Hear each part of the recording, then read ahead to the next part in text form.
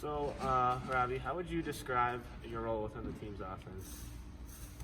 Yeah, so something that I've been kind of working towards, becoming more secure in myself. I think our team is full of great guys.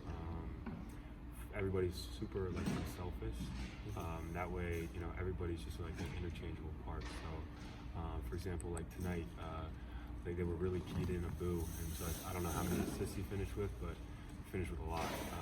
Pete had a wonderful night tonight, so it's really just whoever has the night going, or whoever has the hot hand kind of has it. But something that I've been trying to work on is just kind of staying active, getting some activity plays, whether coming down for a tip dunk or just cleaning up. But yeah, so it's just kind of get game by game and just take what the defense gives. Yeah, because not one of the players with defense is not only their primary focus is, but you find a way to, like you said, stay active and still fill up the stat sheet. Earlier in the season, we're only 3 games in, had 9 points and 5 steals somehow against Eastern Illinois. So you definitely seem to find a way to stay active. And then, what do you bring to the team that's unique from others? That's a great question. I think at the end of the day, what I hang my hat on is, I'm going to rebound and defend. Everything else kind of extra. I definitely can space the floor a little bit, and then I'm working, kind of get it off the bounce a little bit too. So I think I can do a little bit of everything. Whatever coach pulls me aside, hey, this is what we need from you today. That's kind of what I bring. Gotcha. And then, what are some of the struggles of being a student athlete? That's a great question. Don't always get that question, but it's being a student athlete is great. When I was younger, I used to I would watch college games on TV, and I just maybe one day, and honestly I didn't really think I'd get to playing in the Big Ten. But just kind of day in, day out, hard work, kind of here.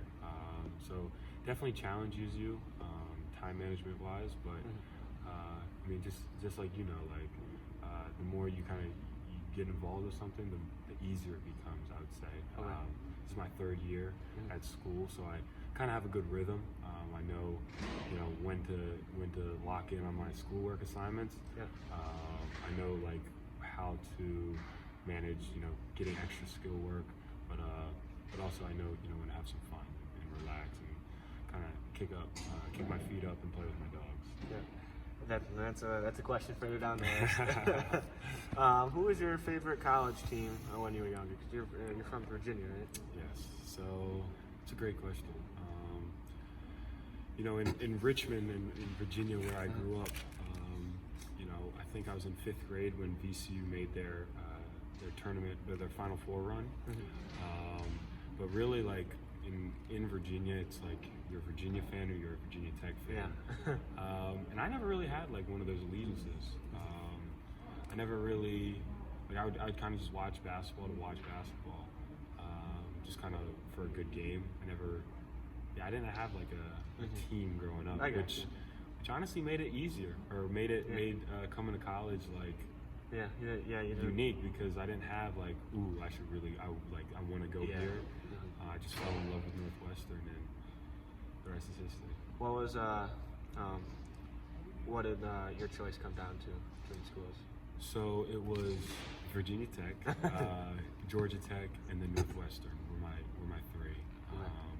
Honestly, everything happened so quick that I was a late bloomer, so I didn't have the luxury of time, but I tried to just visit as many campuses as possible. Came here, fell in love, got along with all the guys, and I could just see myself, and I think I made the right choice. Was it your first time in Chicago? Ooh, I think so. My mom and sister, they came out here for vacation. My mom is a lawyer, so she has some conferences here. Gotcha. But I think I was playing AAU maybe. Okay. So yeah, it was first time out in Chicago. A little bit colder than I was used to, but hey, layer up and everything works out. What month did you visit if you remember? Oh, it was the first week of October. Okay. And it was cold. Yeah. It was cold. Gotcha. And then who in the NBA would you compare your game to, or you kind of look up to as a role model? Not so much because of their scoring, but like someone that like you try to be like, and you think you're like. Yeah. Whenever I get that question, I don't know. I feel like every single year and every single day, I just try to stack days. I just try to get, even if it just could be 1% better every single day. So I don't think that there's like a person in the league that's like somebody that I want to like model my game after, because I know that they have stuff that I don't. Yeah. But honestly, I'd say I'm just your traditional 3-and-D guy. I'm going to hang my hat on defensive end, getting quicker, like learn how to guard guards, and then also keep working on my body to guard, bigs. But yeah, your traditional 3-and-D type guy. Like, I'm not going to be hitting you with combos. Yeah. I'll put it on the deck, finish on the rim, or just kind of space the floor. So really, I guess you could take any 3-and-D guy, and I'd say maybe that's my mold. But Okay. And then we talked about it a little earlier. I want you to read that second question out loud from the bottom up. Favorite hobbies, non-basketball related and non-dog related. Oh man. Favorite I mean, like, my days are I wake up, take my dogs out, eat food, make food. No, it's gonna be a little tough. Those are the two main things. Non-basketball, non-dog related. When somebody asks me non-sport related hobbies, I'm like, the blank. So, I Oh man, let me just fill some time while I think. Come get that Alex Trebek music. Yes.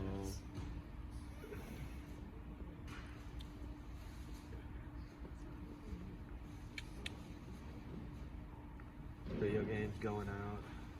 See, I mean, the part of having 2 dogs in college, like, Yeah, that's it kind of makes it so I still enjoy like hanging out with friends, but like I don't go out every single night.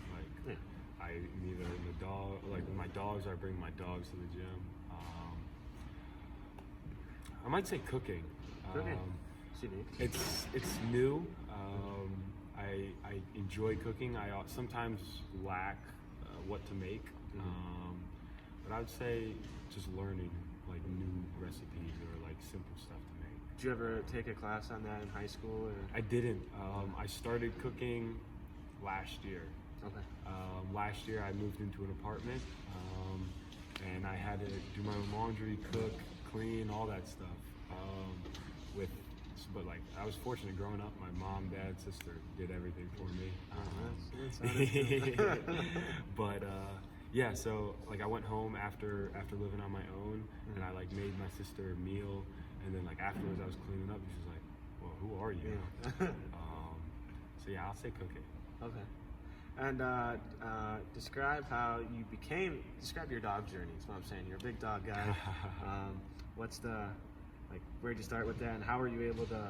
I would never even thought, like, college student, like living away from home, like was able to have dogs, but you somehow managed and were able to do that. Yeah. So my dog. I didn't even know it was allowed. So like, tell me the story. Yeah, my dog journey. When people ask me when have I started playing basketball, I say as soon as I came out of the womb, I had a dog. I had a ball in my hand, and quite literally, as soon as I came out of the womb, we had 2 dogs.